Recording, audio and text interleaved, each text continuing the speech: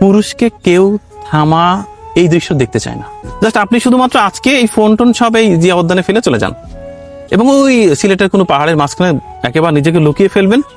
Just কোরবানির ঈদের দিন সকালে আপনি বাসায় ঢুকবেন, দেখবেন সব চলছে, কোরবানি হচ্ছে, আত্মীয় স্বজন এসেছে, সবার নতুন পোশাক। আপনার অবাক লাগবে, কিরে ভাই আমি ছিলাম, মানে আমার ব্যাপারটা কোথায় হারালো।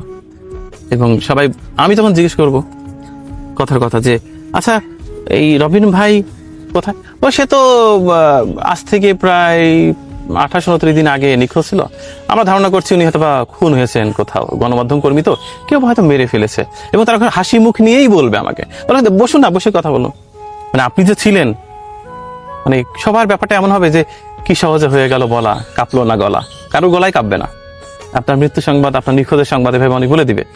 তো আসলে মানুষ আসলে নিজেকে নিজে গুরুত্বপূর্ণ মনে করে, তো এটা একটা রোগ আমাদের।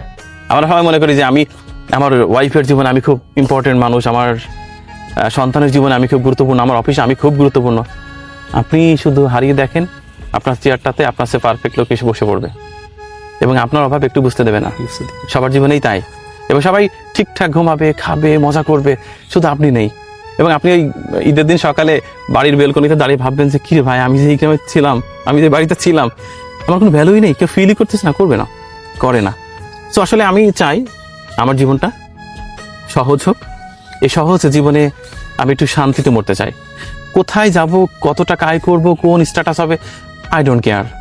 আমি এসবের জন্য করছি না। আল্লাহর কাছে একটাই দোয়া, একটাই প্রার্থনা, যেন এমন হয় জীবনটা খুব সহজ, একেবারে টুপ করে অনেক রাতে যখন একটা শিউলি ফুল ঝরে পড়ে, সেই ফুল ঝরে পড়া খবর যেমন কেউ রাখে না, আমারটা ওরকম হোক। টুপ করে ঝরে পড়লাম, পৃথিবী থেকে হারিয়ে গেলাম, সবাই অনাসে ভুলে গেল, মেনে নিল, দ্যাটস ইট। এটা নিয়ে কোনো আড়ম্বর চাই না। এই